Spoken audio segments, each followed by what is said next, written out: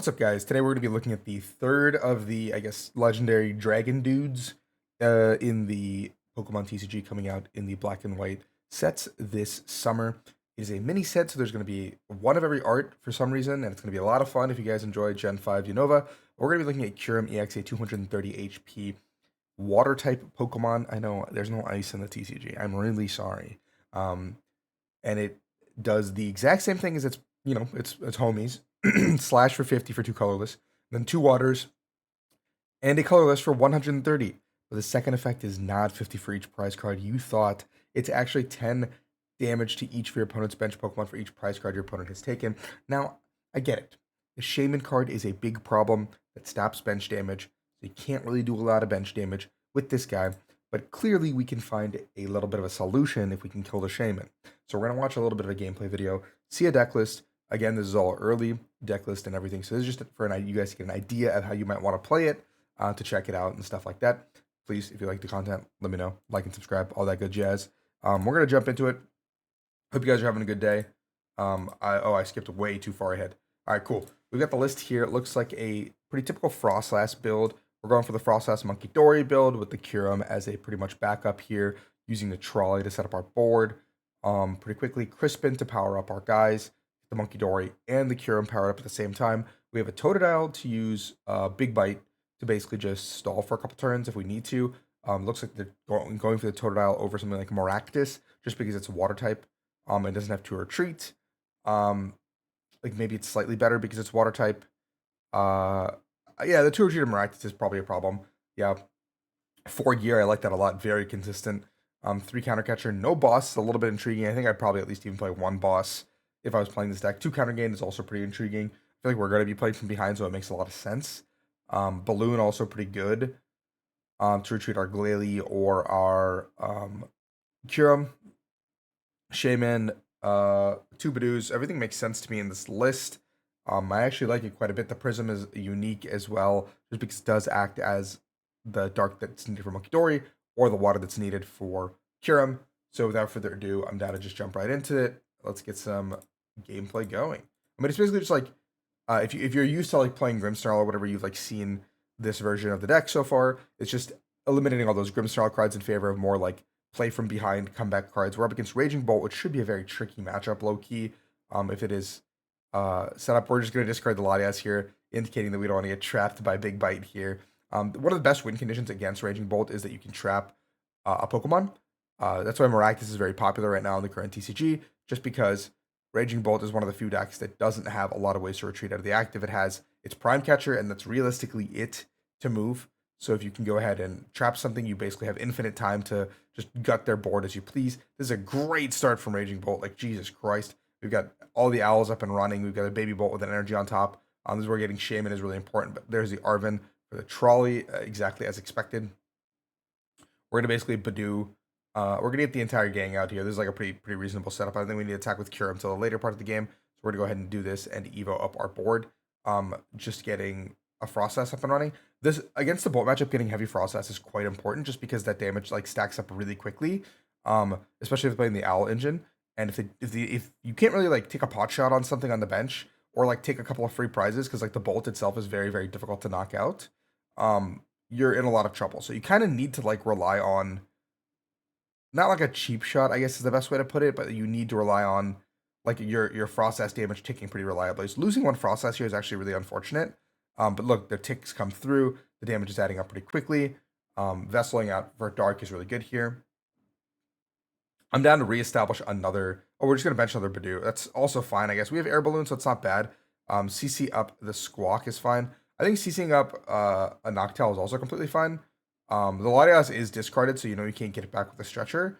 And there's Bolt doesn't typically play recovery that isn't.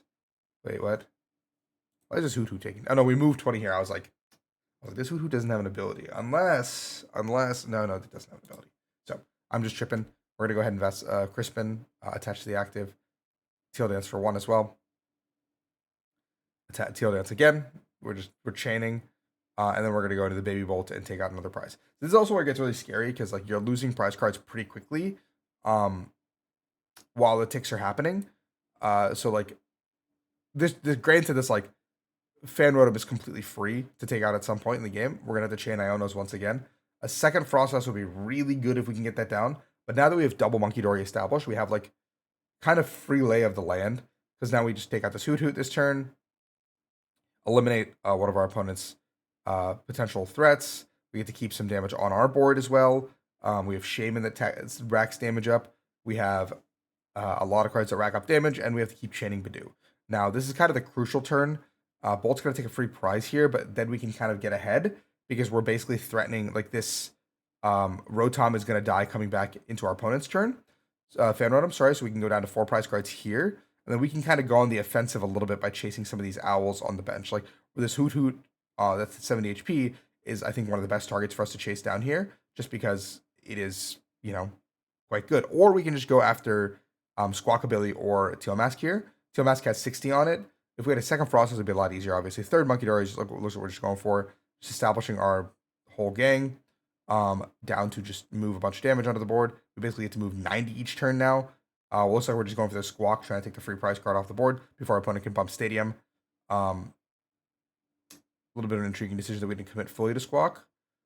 We're just going to go slow commit, and we're going to go back into Badoo. So we're not even going to use the Kyurem in this matchup, it looks like, which is kind of funny because this is the Kyurem, like, showcase video, I guess.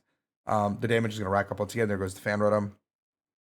Now for our opponent jammings, though, like, the Squawk just gets removed off the board. So I feel like it was just better to take the Squawk off the board. Like, I would have been a bigger fan of just taking it off the board. And, yeah, I think I would have just been a bigger fan of just taking it off the board. But our opponent's just, like, not drawing into jamming. We did take out the Owl. So it's not the worst case scenario here. This Noctowl is about to die. We can put, there's the Kyurem. We're going to go ahead and attach the Prism here. I mean, this is a little bit irrelevant. Not going to lie, counter gain here. And Crispin.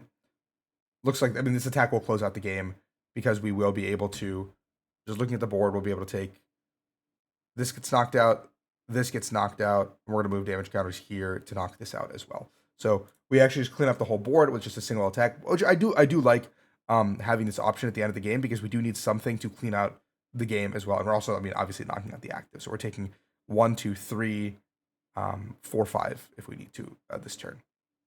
So we are taking a 5 price turn, which is like something that previously these decks couldn't do, which is like quite important for the landscape of these like spread style decks, these slower Badoo style decks, and Shaman obviously being the format helps it out quite a bit. Let's take a look at this. Obviously, like we had our late game attacker coming at the very end. The Scrapper is a great addition, I think, as well because it's item based tool removal, which is huge. Badoo, the 2 Badoos is really important. I really like 2 Stretcher as well. I think a Rod could be quite good. Like maybe one of the energies could be cut for a Rod. Like I don't think we need 4 water. Realistically, I think maybe 3 water and a Rod could be good. Because like let's just say we research one of our process pieces or like Monkey Dories early on. Or we have to like Ultra Ball or Vessel them away. Then we just like feel really bad about our situation. So like I would probably want a Rod in here after watching that gameplay. And I'd probably also want a second Evo, I think, just because Frostlass is so crucial to a lot of our game plans. Maybe I'm wrong, but those are the 2 thoughts I have with how I think this deck should be played out right now. But the idea is really cool. You guys should definitely try out some more Frostlass Monkey Dory. If you're playing Grimmsnarl out to like a future event, you already know that this deck is probably going to be pretty reasonable for you. So yeah, not the biggest hater of this. I actually like this idea quite a bit.